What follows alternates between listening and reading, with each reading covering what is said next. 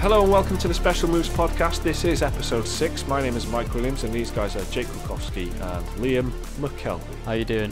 Hello. Good. Well, you got in there before I got a chance to say how you're doing. I'm good, Liam. Thank you. How are you doing? I'm okay. I'm doing all right. Yeah. Jake, same question. I'm very, very well. Thanks. That's a real power play. What? With Liam McKelvey and Jake Kulkowski. I'm good, Mike. Thanks. How are you? Without you even asking.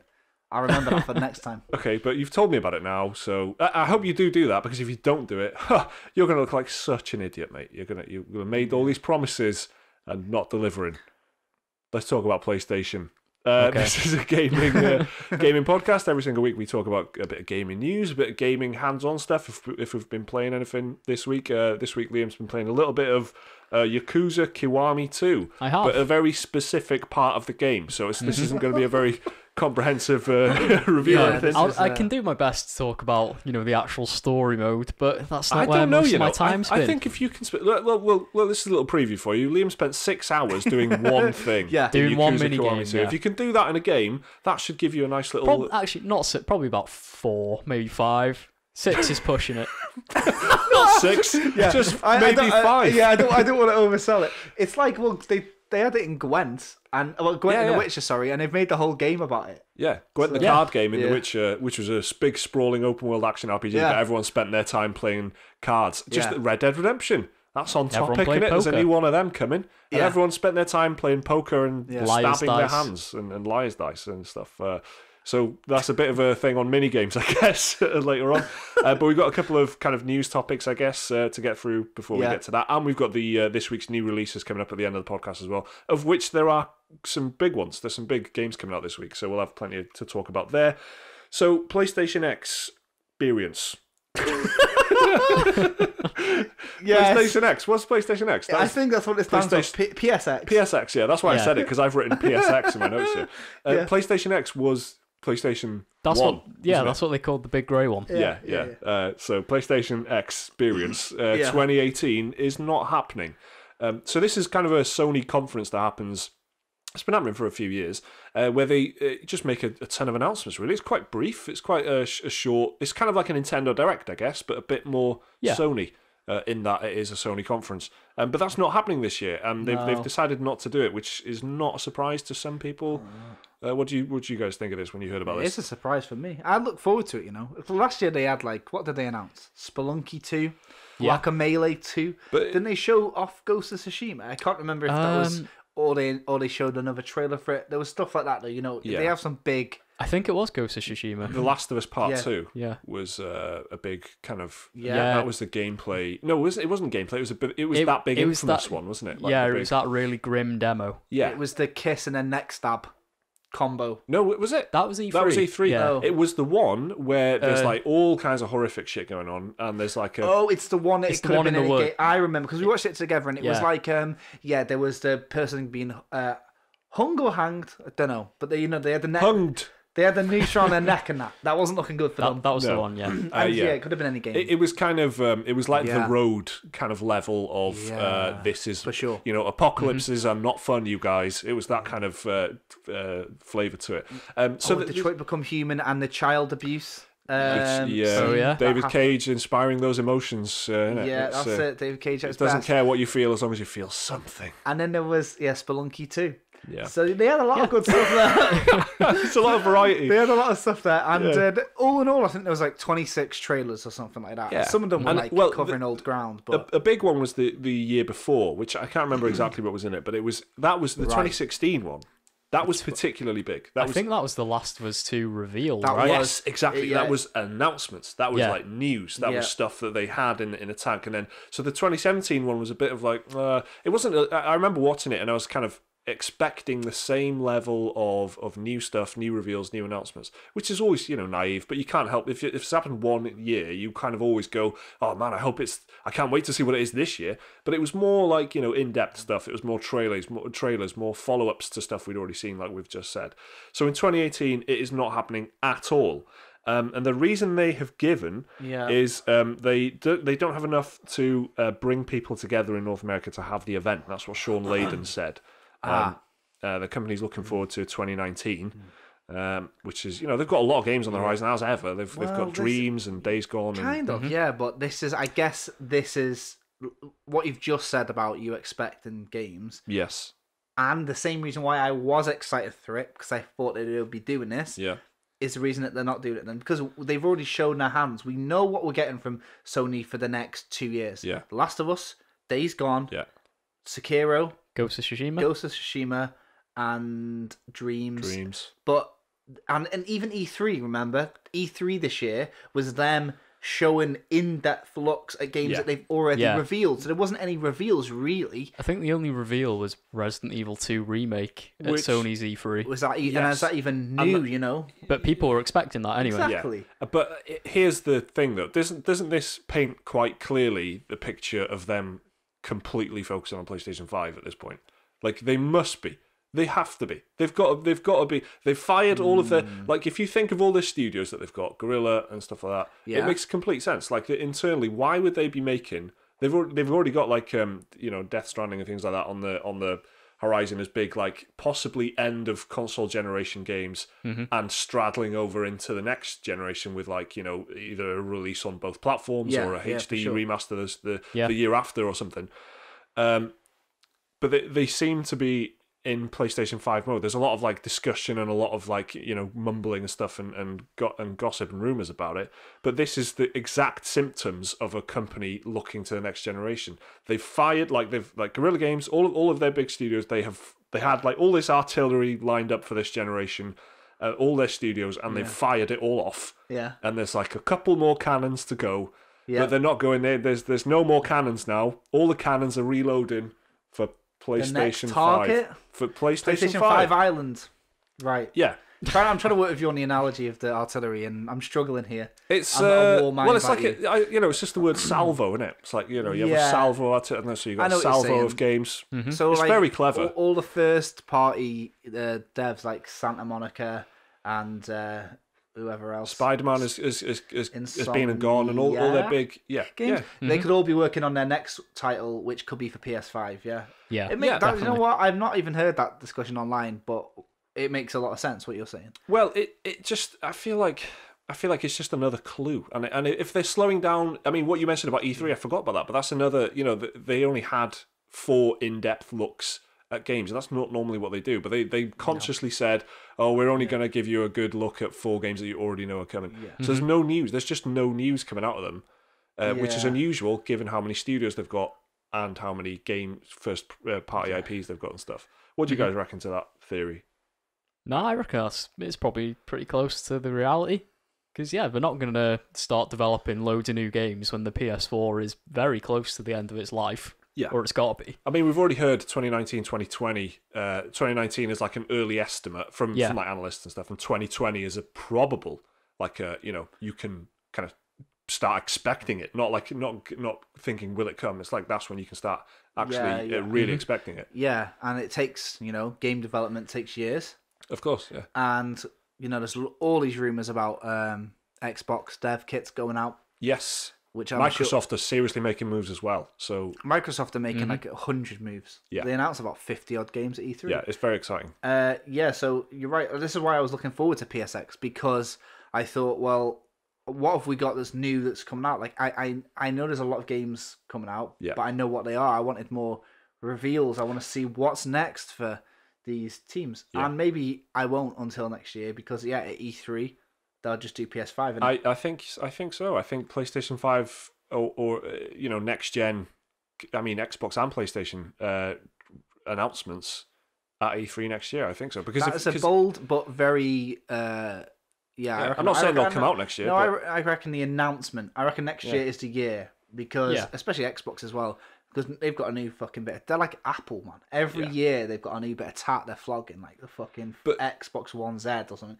But they didn't do that at all this year, did they? And I reckon next year, I reckon you're right. I reckon you look at the way they did Xbox One X. It was just like the word, wasn't it? Like Project Scorpio and some B-roll of like a processor. And that was all they had, really. But, people knew it was coming. You know what I mean? They get their money's worth, because that is the boot-up screen of an Xbox One X, Oh, really? That little processor shot. It's like they're getting their money's worth. It's pretty good, It's quite nice. They really want you to, 4K That's it.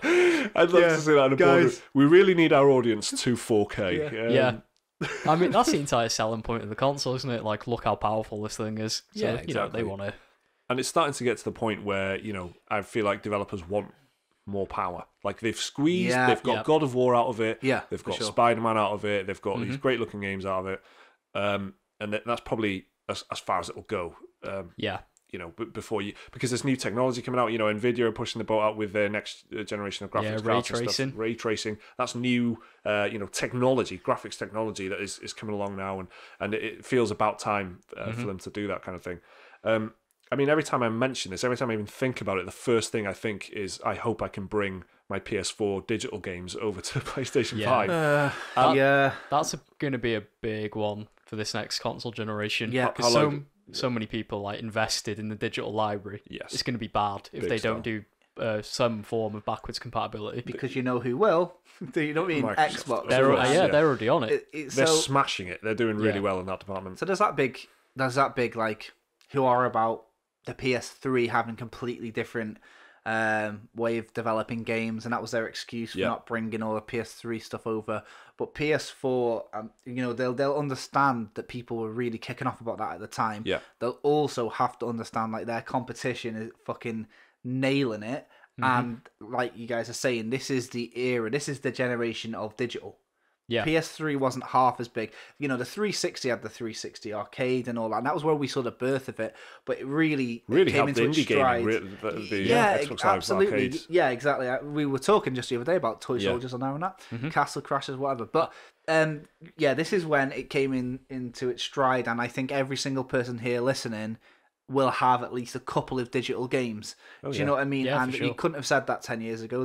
A lot of my friends didn't even touch the arcade, but now I think everybody's got at least one digital game. So if they nail that, because that's the thing. I'm really into my PS4. It's probably my most played console, right up there with the 360 anyway. Yeah. And if they fucking don't do that, that'll be really a point against it in my little tally chart in my head. No, you know what I mean? for sure, and a big significant point, because if the company looks like they're turning their back on that, it could be bad for them long term, because if Microsoft looks like they are embracing it, and if you can think, well, for the foreseeable future, it's totally worth me investing in these digital games, because when there's a new Xbox, I can just take them with me. Yeah, That's exactly. a very exciting and very comforting thing almost, where if you spend your money, you'll still have access to that game, and you won't have to keep your flipping box. You won't have to end up with like 20 boxes under your PlayStation when you're 50 years old. It's under your telly, I mean. So I think that, but I do think it's something that they'll do, and here's why. The big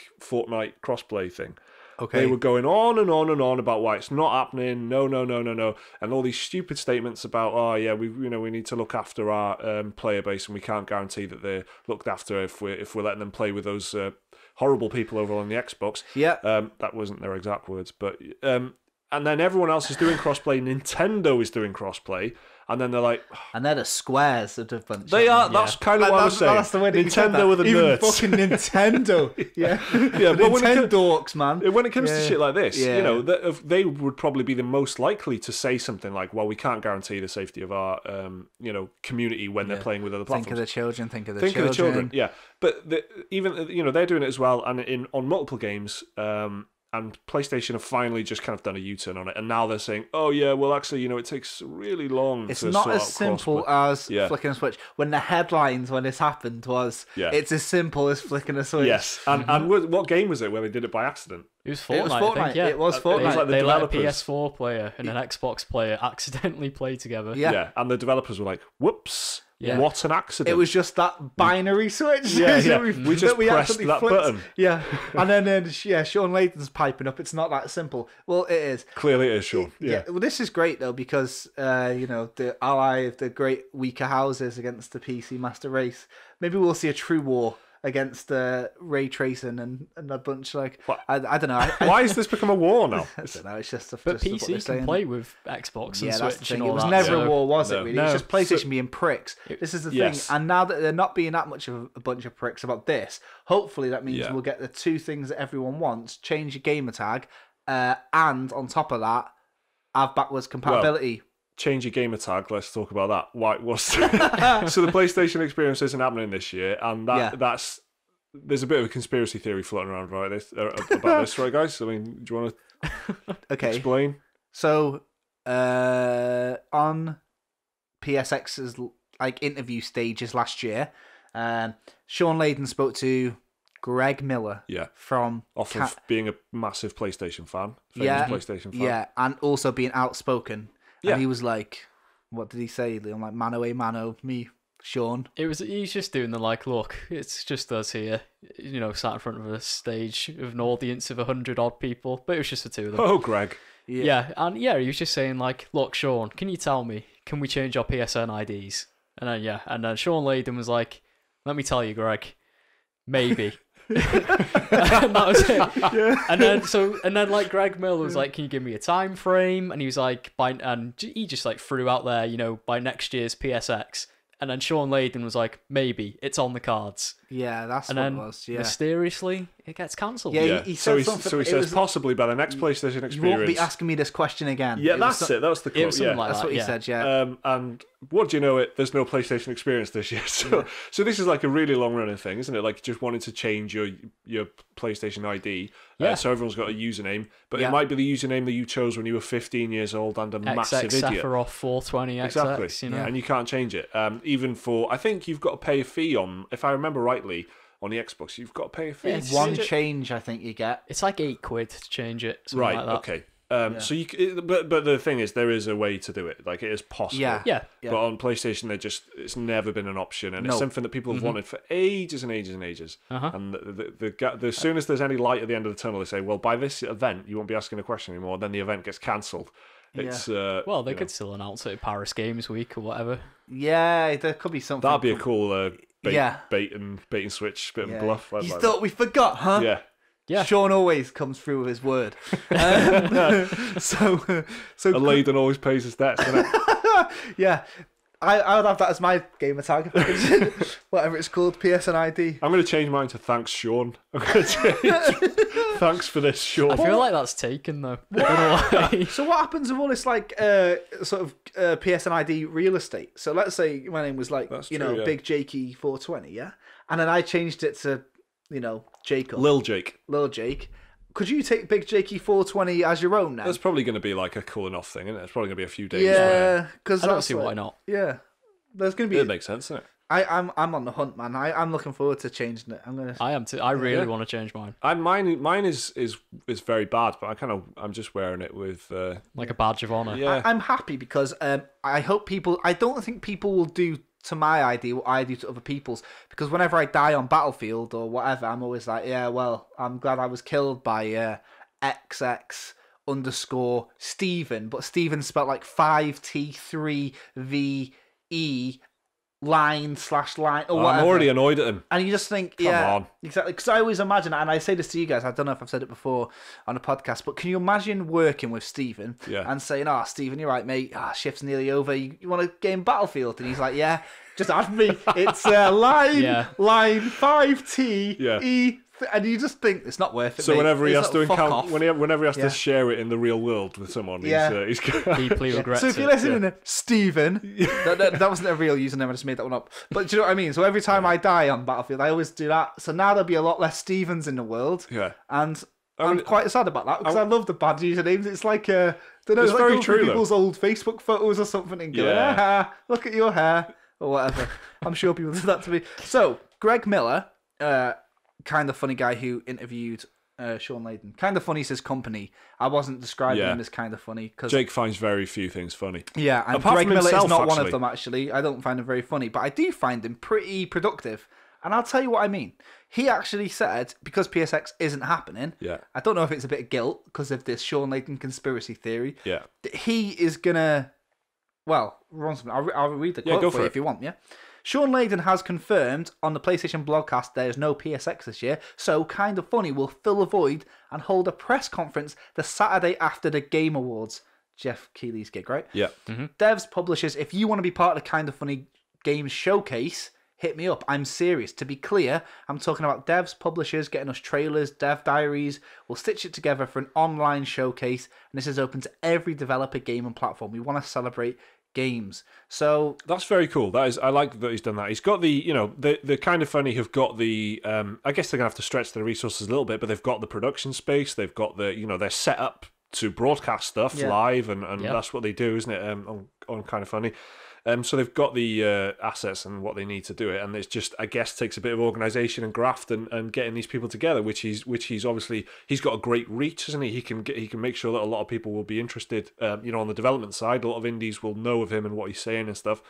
So that's cool. I like that this is happening. I like that there's some effort to do something as a replacement for it. So that's they've actually got like people on board though already. Do you want me to say who? Go on, go on. Okay, they're not like huge developers, but there's Annapurna Interactive. Oh, that's who like they publish films as well, but they published like What Remains of Edith Finch and Donut County that I talked about once before.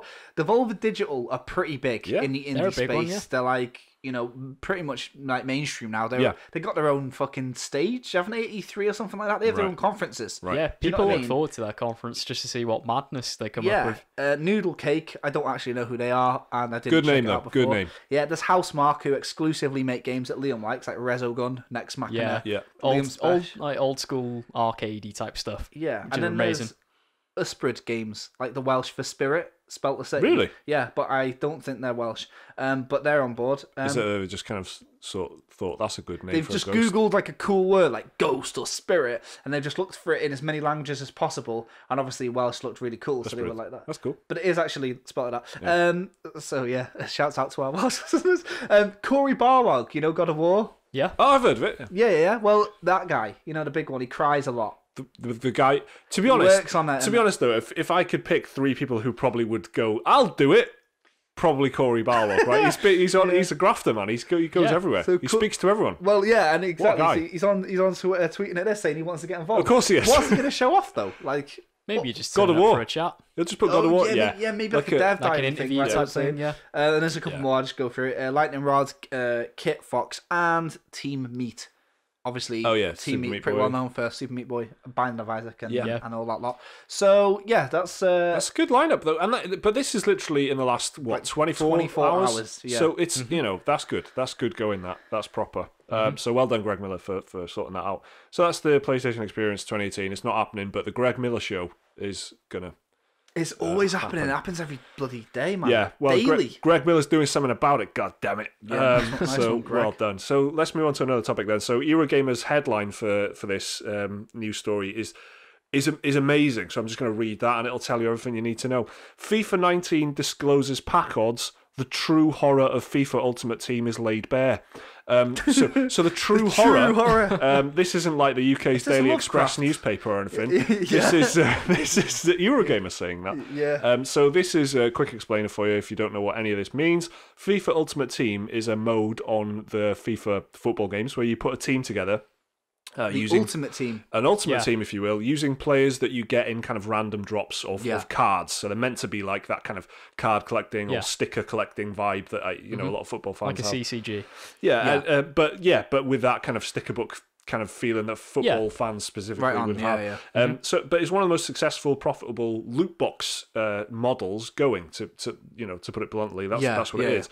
So EA has actually now disclosed what the odds are of getting what cards you want in these packs of getting the drops that you want, right? Which has been kind of a trend, hasn't it? By the way, like League of Legends started in China with. I think it was League, wasn't it? Yeah, it was like League and Overwatch in China. Yeah, is how it started. So they were but culturally over there, apparently this is where I think this is a bit of a background lesson, I guess, which is unnecessary. But in China and just kind of Asian cultures generally, they don't mind so much the loot box thing, but it's they want to know what the odds are, and that's like an imperative. Like they want to know what they're putting money down on. Yeah, that's where the social kind of that's where they kind of agree on generally speaking, of course. But that's kind of where that started, and it's been it started there and it's spreading to the West, I guess. I guess it's just kind of like gambling etiquette over there, which they're big on. Tell me the odds, and then I'll decide if I want to risk it or whatever. So which makes a lot of sense. This has now crept over slowly, like over the past 2 years. Yeah, and EA obviously notorious for loot boxes. I guess a lot of the conversation that happened about loot boxes that you all would have seen came from something EA's done. Normally, if they're involved. So, FIFA, remember I was on about Steven earlier? Everyone knows a Steven who plays FIFA. Yeah. It's a lot of them. FIFA and COD. Yeah, and you know what? I was, I overheard a conversation just 2 days ago about somebody that spent 80 quid on FIFA 19. What? It's been out since Friday. Yeah. That's 2 copies including of the game. I don't know. I didn't ask the guy. Somebody I don't know very well. I mean, the game is 40 quid a copy. Yeah. So. I overheard a conversation at my day job. Oh dear. Yeah, so this is the sort of stuff. But bear in mind, I guess the game's just come out, and if you want to get ahead on this Ultimate Team mode, you're going to spend it. It's like when MMOs come out, people just spend it straight away to try and race to the top. Yeah. So the odds for this are shockingly low. And bear in mind, people, like Jay was saying, people do spend a lot of money. They truck money into it. I mean, there was a story in the news a few months ago that we talked about at the time that was kind of like someone ploughing 15 grand or something like that, and without even realizing, because they just had one of these jobs where it wasn't an issue, and they were just over the course of a few years had just ploughed thousands and thousands of pounds into FIFA Ultimate Team. Specifically, they were playing FIFA, but what they were really playing was this loot box built kind of game where that's how you climb the leaderboards and stuff, and because it's so competitive and you have to play it every weekend to keep up with and do your kind of tasks to keep up with it. So anyway, that's a lot of background. The odds of actually unlocking the cards are, surprise, surprise, very, very low for the good ones. So EA are currently running a promotion called Ones to Watch, which adds 23 new items into the mix. And there's, for example, there's special versions of players like Cristiano Ronaldo, for example, who is a real footballer. Is he one to watch? He's one to watch, mate. Apparently, he's quite good. He's quite good. Right, some a lot of buzz about him in the academy. Yeah, I've heard about him. But under 21. What he's doing well is he's kicking a ball in the goal quite often, which is the crucial. Point. Yeah. So he's quite well sought after because the cards of these ones to watch have stat boosts. So because he has the reason he's picked is because he's transferred to another club over the summer. So he's like one to watch. How's he going to go at this new club? So if he does well, at the new club, his stats will go up. So if he does well in the club in real life, So this is the whole. So he's better than the stock base Cristiano Ronaldo kind of thing. Yeah. I can see why, if you followed football, this would be so fucking dope. Yeah, of course. You know what I mean? So there's 23 of those cards that you can get. But the problem is, as Eurogamer explains it is dynamic. No, sorry, that's not the problem. That's what I've just told you. The problem is there's less than 1% chance of getting the card, these good cards. Yeah.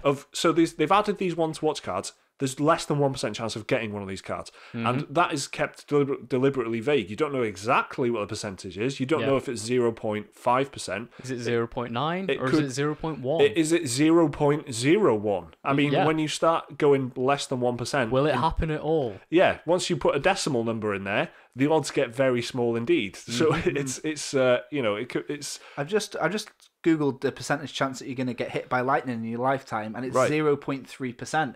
So there could be less chance of getting, which is like lottery odds. Almost. And importantly, you're not paying to get hit by lightning.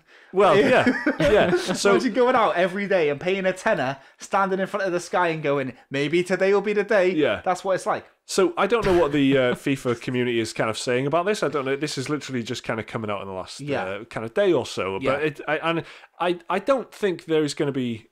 I'm going to put my neck out here. I don't think there's going to be that much uproar about it. I don't either. But it does kind of put it into perspective. This is just one game and one particular set of cards in a one particular card collecting thing. Yeah. But I think it does put it into perspective just how low the odds are of getting what you want in loot boxes sometimes. Yeah. I think what it is, with this sort of stuff, is like people enter the lottery. Sorry. People enter the lottery and they know that the odds are pretty much like 1 in, not even a million. Yeah. Whatever. But the potential prize is not just a footballer in a pretend game. It is life-changing amounts of money. Yeah, and I think, and I don't know, if I'd like to hear from people that do this in the comments on that, because I spend money on like Magic the Gathering in real life, and the actual cards, the actual physical cards, and I'll be playing the beta all week, and that'll probably be next week.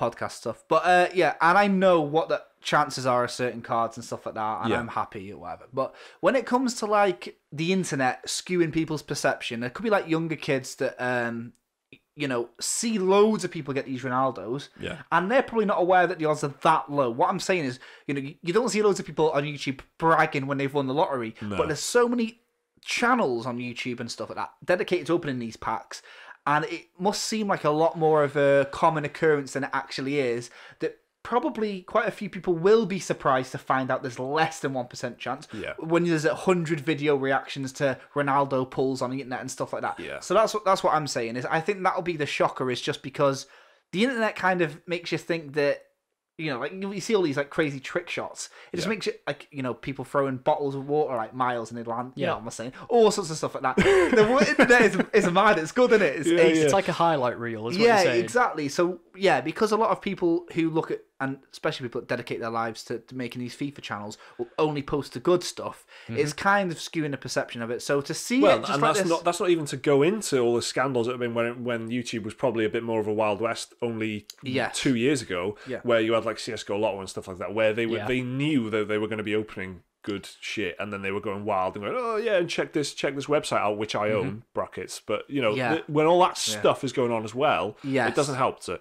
No, so I guess having it here officially, I mean, it's going to be something like honestly, like anyone playing FIFA's not going to fucking look at the small print, are they? Someone, maybe 1 in 100 people Google it, what are the odds, and they'll find out, and now they can, and it's cool that they can. I think it'll be useful for the people who are really, really into it. The ones who are spending thousands. It might help them. They might game the system in some way or something. That's how it works, isn't it? They'll figure out what the best amount of money is to put in. It's going to change loads, because there's a whole economy on this as well, isn't there? People buying and selling and shuffling their little fucking decks around or whatever they are. Is it a deck? The cards. I don't think you can use belittling language like their little fucking decks around after you've just said I'm into Magic the Gathering. Yeah, well, that's a big boy deck. That's been around. That's a man's deck. Yeah, exactly. Don't talk about cars, don't mate. Right. So the point I'm making though is that it could have some big changes on the whole meta. It wasn't even the point I was making; it was the point that you were making, and I was just agreeing. But now I've thought about the economy thing of it, the reselling and the legit websites where you can trade. So it's quite a powerful bit of data, and it's good that it's out there. But it's not going to stop anything or whatever. But I'm interested to know. I'd love it, and I know that there'll be people listening that realistically have spent money on FIFA. So please come forward, let us know what you think about it, because I genuinely can imagine what it's like, but I don't know anybody in everyday conversation, like people that I'm close to that spend money on it. So no, I'm the same. Like Jay was saying, if you're listening on YouTube, I guess in particular, just jump in the comments and let us know what your thoughts are on this, because I think the reaction to this is going to be kind of over the next few days. It'll be interesting to see where it goes, if anywhere. It might just the audience for this might just not even bat an eyelid at this, or they might be absolutely furious. So it'll be interesting to see where that does go. So, Liam, you've been playing Yakuza Kiwami 2. I have. Kind of. Kind of. Well, one very particular minigame in Yakuza Kiwami 2. So, what's it called again? Yakuza Kiwami 2. No, so, they're like... why did you wait till we got to... we said that so slowly. Well, if you want to know what Kiwami means... No! We did that so slowly, and you waited for us to say all of it before you said, no, not that. I don't want to interrupt you. Well, if you're curious, Kiwami just means extreme. So there you go. Does it mean ultimate? Yes. Yakuza Extreme. So let me give you a quick brief before Liam goes into it in depth then. So it's an open world kind of third-person, wild third-person game. There's nothing quite like a Yakuza game. No. It's weird. Nothing quite matches to it. It's been out in Japan for about a year, but it came out last month. August the 28th for PlayStation 4 last month at the time of recording, but not when this goes out. So tell them more about it then, Liam. Yeah, so I started it. I got it when it came out, and then sort of just left it on the back burner because Spider-Man came out the week after. Yeah. So I got back into it this past weekend, and I was just like, you know what, I'll play a bit. And I got sidetracked into this one mini game in it because I booted up the game, and almost immediately I encountered this mini game. So and it's called this is what I was on about. Cabaret Club Grand Prix. Yeah. Okay. And the whole point is you're meant to run a nightclub and compete with other nightclubs to be the best nightclub in Japan. This feels like reality TV. It does kind of. Yeah. But So instead of just like carrying on the main story, I ended up playing this mode for about 4 hours because there's a whole story attached to it and everything. Okay. It sounds pretty interesting. And so the whole point is you just got to be the best. This is a side activity. It is, yeah. It could be a full like game for if you sold it on Steam. It's like a management sim. All right. So you have to recruit hosts for your club, and you have customers come in. Each host has stats. You can level them up. They have different stats such as what? Literally, just like right. I think it's talking, skill, party, and this is real. And I think that is so much better. I'm so glad you asked. I'm so glad you asked. I think the last one is love. Right. So this is amazing. Yeah, this is amazing. And then, so they come in different tiers as well. You've got bronze, silver, gold, and platinum. So you might have a platinum love. So your platinum hosts, they're the biggest money makers. Okay, of course, yeah. And because they got the most party and love. So it's a bit weird, right? There's a whole thing. It's been in like every Yakuza game. Yeah. Like these cabaret clubs, and basically it's like a Japanese culture thing where they have these clubs where you go in, you pick someone to be your host, and you literally just sit and like chat with them, have drinks, and that's like an entire cultural thing in Japan. So I guess you need a good bit of money to. Yeah. So, but yeah, I ended up doing this mini game, competing in this tournament, and I got really into it. And do you know that that's a Japanese cultural thing, or have you learned that entirely out of Yakuza Kiwami? It is like it is a thing in Japanese culture. Okay. It's like in a nightclub, but you go sit down and you just chat to one person all night. Well, I'll take your word for it then. Yeah. But... At least that's what I think. Based on my time with Yakuza. Yeah, so I was doing this mini game, and I just got way too into it. I've got 4 platinum hosts, which is like that's good. You get and I earned 7 million yen one night. It's about 40 quid. That's economics banter there. The whole point is it's like you take over managing this like little rundown club, and there's a guy, he runs like a conglomerate of clubs, and he's trying to put you out of existence basically. So there's like drama in this. There's a whole drama, yeah. And it, I didn't know about the party and love thing, and it's got an arc. Yeah, this has got an arc. And then, you just like, you have customers, they come in, and they have like a certain mood, and it's literally smiley faces. So you have like a frowny face, they're not likely to spend more money. But I see how that works, yeah. But if you match them with the right host, they get like a big smiley face, so they'll pay more money. This sounds just like real business, isn't it? Almost. I love it, And then occasionally there'll be like a trouble thing where you've got to go like deal with an issue at the table, and the hosts will give you hand signs, and you've got to guess what that means. It's like bring new ice to the table or bring a menu and stuff like that. This is how the conversation started, because I was talking in the car on the way here about road signs, and Liam's memory, and Liam was saying about he's been playing the game where they'll show certain hand signs, and you have to memorize it basically. Oh, so you need to know what they're calling for. If you leave it too long, it will just tell you what they want. But the faster you do it, you get like a cash bonus and stuff like that. Hand sign recognition bonus. Yeah, but I just got way too into it, and there was a time it's split into leagues like Mario Kart Cups, pretty much. Except you have to like do ranking matches, and then you can take on the rival club in like a who's got to make the best sales in a night sort of thing. And there was a guy, I was in the executive league, which is like the big spenders, right? Yeah. That's another thing. Customers come in and they're either poor, average, rich, or a tycoon. So the tycoons, they're harder to please, but they spend more money. But then this guy, everyone was rich or a tycoon, then a poor guy came in requesting my best host. I wasn't having that. Get out of my club. You're on the grounds big leagues now, boy. But it's just this like really weird mini game management sim thing, and I got way too into it. The thing about Yakuza sounds good. It sounds decent though. It sounds meaty. I'm on my quest to become the top cabaret club in Japan. So yeah, it's got to be a trophy for that. I know. It's weird because I think there is. Like when it comes to like triple triad from Final Fantasy 9. Oh no, it was a Tetramaster in 9. 9's Tetramaster, yeah. Yeah, so Triple Triad's in 8, and then you've got Chocobo Racing in Final Fantasy 7. Yeah. All classic minigames. Yeah, all classics. Gwent in The Witcher. Yeah. There's normally one. in there. But Yakuza, like, there's karaoke in some. Bowling, darts, pool. I feel like it's quite an old-fashioned wave, because all those games you're saying, they're kind of old classic games by this point. And same for, like, BioWare, Knights of the Old Republic and stuff like that, where they had, like, card games and like swoop racing, where you'd have to, like, race down a track and stuff. Nothing, completely unrelated, but they were just, you'd go up to someone and they'd challenge you to a game or whatever.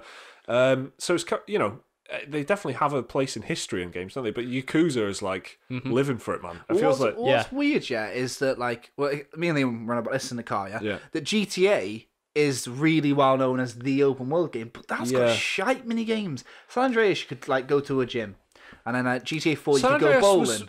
San Andreas had some decent ones, It had pool. You could do pool in there, and there was, I think, an arcade machine. Was that in San Andreas as well? I think so. Well, Yakuza tops that, and there's an actual proper full-on arcade in the game where you can go play Sega games. Yakuza being made by Sega. That is good. That's proper. In Yakuza 6, you can play the full arcade version of, like, Virtua Fighter 3 or 4. Yeah. And it's mad. It's the whole game just in there. The whole arcade game, It's content. It's like every time Liam talks about Yakuza, because remember in the first ever podcast we did, Yakuza 6? It was Yakuza 6, wasn't it? It was, yeah. And then there's a lot of these games, isn't there? There is a lot of them. The series. And I was watching Leon play Yakuza 0 before that, and, like, he's in the virtual arcade doing a grab machine. The claw machine, claw machine. And it's just, like, value for money for what it is, isn't it, man? There's hundreds of hours of content in it. I mean, when you're not doing the mini games, it's meant to be like a serious crime story with a lot of beating up Yakuza members. Yeah. It's fucking... I mean, it is a game called Yakuza. Well, so it's called Yakuza, but the main character spends most of his time not actually being managing businesses. He's not... In every Yakuza game, he's pretty much not in the Yakuza. Right. Even though he's meant to be. It's weird. He's probably in Yakuza 1. Well, to be honest, that's not the biggest question I've got about the game in general, so that's not the biggest mystery. We watched a little clip of Yakuza before we came in, and it was like... Honestly, this isn't exaggerating the points at all. It was a man in a suit beating the shit out of 5 men wearing adult nappies, diapers if you're not from the UK, and at one point he bolt cutters someone's finger off. He definitely shoots a couple of them. He shoots some, yeah, point blank in the chest. Grown men wearing baby nappies. Yeah, he machetes one. It's madness, and it's it's very weird. The best thing about the Yakuza games is just how deftly it balances being serious with utter insanity like that, because it's very tastefully done in that regard. It's weird. I've never played a game where the main plot line is so self-serious, and as soon as you like even slightly indulge in the side activities, it goes completely bonkers. It's because in terms of extremes, it definitely it's the wild extreme to another, isn't it? It's just it's hard not to have a good time with it because it's so silly and so over the top. But you just enjoy yourself. Yeah, it's great. I love that series. So that's quite a recent release. It was just over a month ago, like I said. It came out on August 28th for PlayStation 4. Yakuza Kiwami 2. Play it. Talking of games, what are coming out? There's quite a few big new releases coming out over the next week, so let's talk about those. First up is Forza Horizon 4 on October the 2nd. That's, of course, Xbox One and PC. It's a Microsoft exclusive. So this is Forza Horizon's open world racing, shared world as well, so there's kind of multiplayer elements in there. Yeah. Set in Yorkshire. It's set in the UK, isn't it? All of the UK. Yeah. The whole UK? Yeah, so, like compressed, kind of like what, the Crew, was it? The Crew like a condensed version, Yeah, so the Crew did the United States, well this is Britain, so you can you can get to Edinburgh. I'll try and drive to my house in it. That's probably won't be possible. I know there's a whole thing. I was thinking like local landmarks for us. There's a couple of very nice bridges and there's mountains and stuff like that, so it's probably like a very condensed version of road features kind of thing, isn't it? It's kind of the more arcadey brother of the Forza series, isn't it? Yeah, Forza, the main series, like Motorsport, as it's like its full title, is literally like full on sim style, Gran Turismo. Yeah, everything is insanely accurately detailed. Yeah, whereas Horizon is a bit more forgiving. It's still got a bit of realism to it, but not too much. Yeah, it's kind of one of these games where it gives you the supercars and the big like fancy cars that you want to drive, but you can just kind of do donuts with them and stuff. Yeah, you can go a bit mad. Yeah. So you played the whole series? I've played all 3 Forza Horizon games, and I love them. They're great. You're going to be getting this one? Definitely, yeah. I've got a Xbox Game Pass, so as soon as I can, I'll download it on the old One X. I've got a part of Game Pass. Yeah. So I don't even have to buy it. I've got a Game Pass subscription. Just download it. Yeah, so if you don't know what that is, by the way, Microsoft do this thing called the Xbox Game Pass, which has got a ton of games on it, but also their first-party games. So, there's not a lot of them, but when they come out, you just get on day one. State of Decay was on there day one. Sea of Thieves, Sea of Thieves was on there day one. And they're just on there, and there's also plenty of other games that you can play as well. And it applies to PC as well. Game Pass works not just on Xbox consoles; it works on the Microsoft Store on PC. It's good, that, isn't it? Yeah, that's it really good. Fair play. So you can get Forza Horizon 4 on October the 2nd by buying it or by good old fashioned subscribing to Game Pass. You don't even. Well, that's not even good get a free old-fashioned. trial. I was going to say, buying it's a very new idea. It's a good old-fashioned buying it, or this new thing, which is Xbox modern. Game I mean, Pass. you don't even. You can just do a 14-day trial if you want. Yeah, I've done that. I did that for State of Decay 2, I think, and made good use of it, and that was a lot of fun. So that's Forza Horizon 4. The other one that came out on the same day is Mega Man 11, so that's October the 2nd as well. That's PC, PS4, and Xbox One, and Nintendo Switch. Mega Man, of course, the famed classic Mega Man. Yeah, side-scrolling platformer. Man with gun hands, and he can change his hands sometimes so they're not guns, and he wears like a blue astronaut suit, and he's really I'm extremely ignorant of Mega Man stuff, and I was surprised to see this. I didn't even realise that it was a... I'm only passingly familiar with it. Yeah, I've played about 2 of them. I never finished one. I think I played Mega Man X on the SNES. That was about it, really. They've got serious fan bases, though, haven't they? Absolutely. I think you can buy all of them in a collection somehow. Probably on the Switch. There's the Mega Man Legacy Collection 1 and 2, and then there's the Mega Man X Legacy Collection 1 and 2. Yeah. So you can get pretty much all of them on Switch, Xbox, PS4, PC. I think it's because there was Mighty Number 9, right, which was spiritual meant to be, supposed to be. Didn't quite work out. Famous crowdfunding flop that it was. Probably one of the worst ones ever. Yeah, so that I guess that's kind of thrown me for a loop because I just assumed then that Mega Man was dead. He had been on hiatus for a while. Yeah. He was alive the whole time. Here we go with Mega Man 11. That's coming from Capcom. So that's out on October the 2nd as well. So these next up are a couple of games that we've actually played. So Assassin's Creed Odyssey is out on October the 5th for PC, PS4 and Xbox One. Now, we played this at EGX. We spoke about it in the last podcast too. We talked about it in the last podcast, yeah. So it's basically Assassin's Creed, isn't it? But the one thing I've been reading a lot of this week about Assassin's Creed Odyssey is this branching narrative stuff, which obviously playing a brief demo at EGX, we played it for about 20 minutes, half an hour or something. You didn't really get a sense of that. It was more it's got very a few action. dialogue options and choose which character do you want to play as. Exactly, but you couldn't see the consequences of what it was. You could see the system because you had the dialogue, but you couldn't see what would come how of it would impact everything. What I've got to say about this is that people are saying, the branching dialogue thing it looks quite interesting, it's quite strong and stuff. And I hope, I hope that every game is good. I don't hope that any game is bad. But what I took away from the demo was that the dialogue and the voice acting and just the character models and the animation of the whole dialogue thing was just, I was not sold on it. Yeah. And it just was like, this isn't good. So I don't care. This is what I said to you earlier, but I'm going to say it again. Yeah. I don't care what branch I'm on. I don't care if it's a branching thing. I don't want to be on a tree if it's not good. If it's that bad.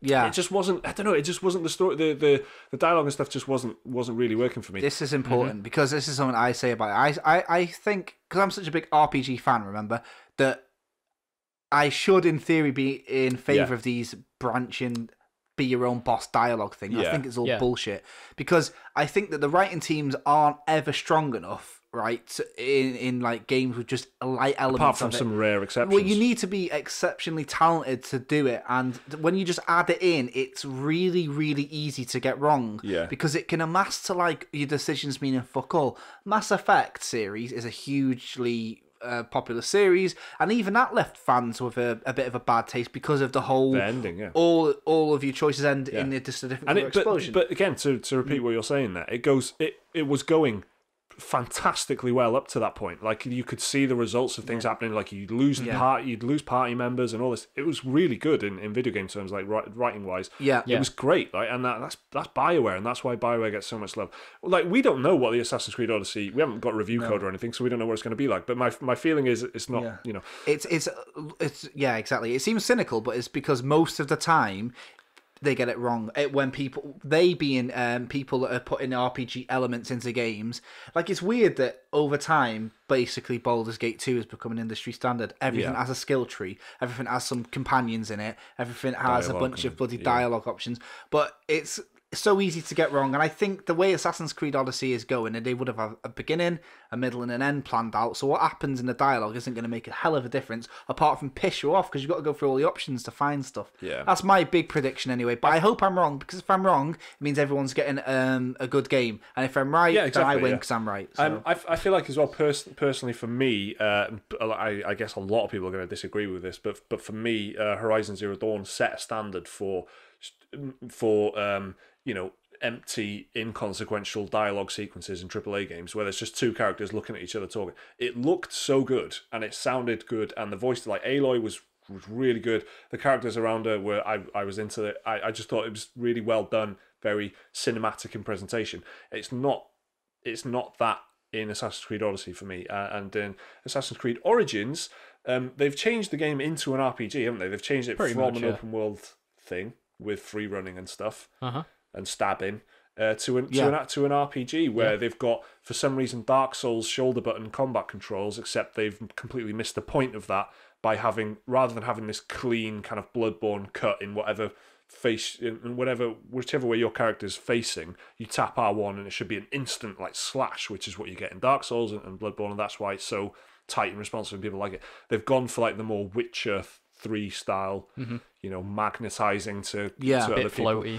It is a bit, and it's a bit more RPG-ish, and it's not working for me. But that is Assassin's Creed Odyssey, and I don't think any of us are going to be picking that up. So no, I wasn't particularly big on the demo that we played. No, I just couldn't shake the feeling that it was too similar to Origins. And I wasn't a huge fan of Origins. I gave it a good few hours, but it wasn't for me. But but what I'm saying is, I don't think we'll be doing anything further on the channel on it, unless one of us does pick it up for £10 on sale. For £10 2 years down the line. We won't be covering that. But Odyssey, if you're excited for Assassin's Creed, and more power to you. I hope it does get great reviews. Like I said, I don't want any game to be bad. That's out on October the 5th, PC, PS4 and Xbox One. And then finally is Super Mario Party, which is out on October the 5th as well for the Nintendo Switch. Jake, you've been talking about this for ages. Am I going to get it? No. I am definitely going to get it, really. Just probably not right now. I'm ready for Christmas. I'm ready to bring my family round and play that. I love a bit of Mario Party. Love it to death. It's just like one of them games. You know, everyone's got like a game that they play if there's a party going on or whatever. I don't know, it's just a lot of the It's got the word party in the title. It's got, exactly, so that's simple enough. No, I remember playing it throughout pretty much, I don't know, from when I was well young, and it's just always come with me, I think. No one makes party games like Nintendo. When was the first one on N64? Yes. Yeah, I remember playing that with mates. No one makes party games like Nintendo. I don't think they're just they're the best great. at it. Like we're already looking forward to it. Like my sister's already said, like, I'll bring my Switch, because if you've got one copy of the game and 2 Switches, you can put the Switches together. Yeah, you can change the map layouts and stuff. There's loads of stuff. We all got to have a little go with it, didn't we? And it was a lot of fun there, the mini games. We didn't play the board game mode, obviously. This was at EGX last week, yeah. And it was just like a kind of tournament mode. They've got a single player mode in now if you don't have any friends around, or friends in general. That's okay, you can still have a party. Exactly, you can party by yourself, baby. I don't know, I think it's just a good looking game, and the fact that it's not, I don't think there was one on the Wii U, so this would be the first HD sort of outing for it, and it looks gorgeous. All Nintendo's bright colours look really nice in HD, so it's cool to see anything like that. Bring me Pikmin next. Okay, thanks. I'll pass the message on. Liam, you big for Mario Party fan? I do like it, but I can't remember the last time I got together with friends to actually play it. Or I just can't remember, but I do like them. You could, it's easy to see it as a good Christmas family thing. Yeah, definitely.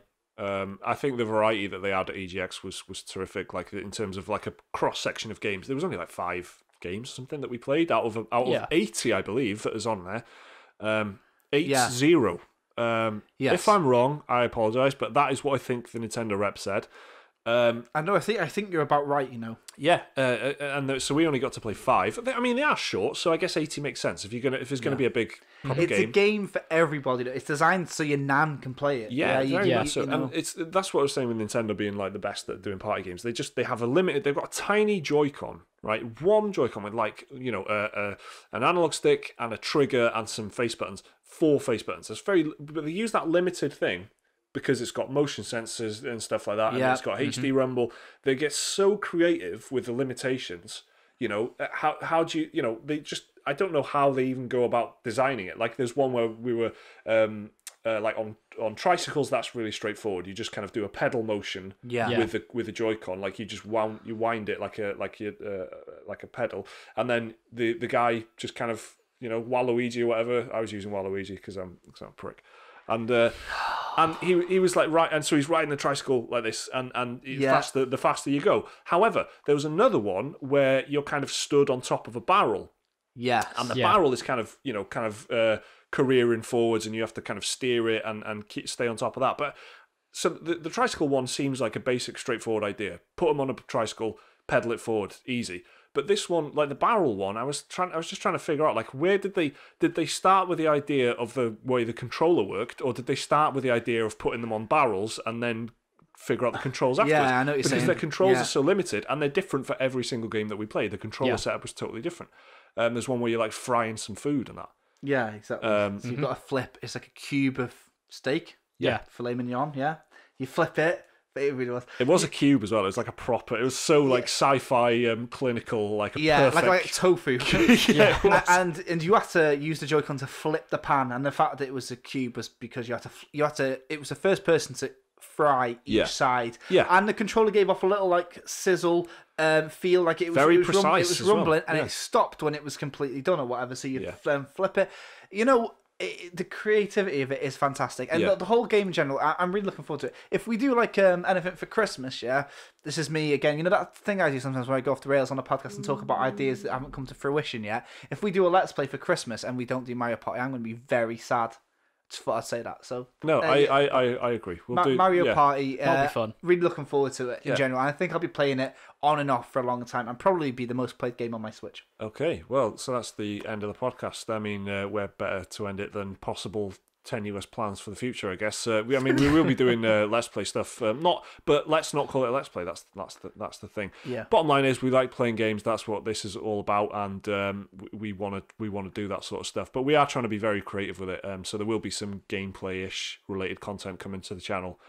Pretty soon, hopefully. We've put out a lot of different stuff already, including our latest video or whatever about PlayStation. But yeah, if you listen to the podcast and don't watch the videos so much, please God, watch that PlayStation 1 video, because it's the latest one. Because we got some new lights just for the cause. Exactly. We filmed it in different locations around my house. We put a lot of production value into that. So watch it and tell us what your PlayStation 1, if you could have any game on the PlayStation Classic, tell us what you would like to see on it, because that's what the video is about. So thanks for listening. Thank you very, very much. The Special Moves podcast. That was episode 6 already, which is amazing. My name is Mike Williams, and these guys were Jake Kulkowski and Liam McKelvey. Thank you, everyone. Thank you to our patrons for supporting us, because we wouldn't be able to do this without you. See you next time.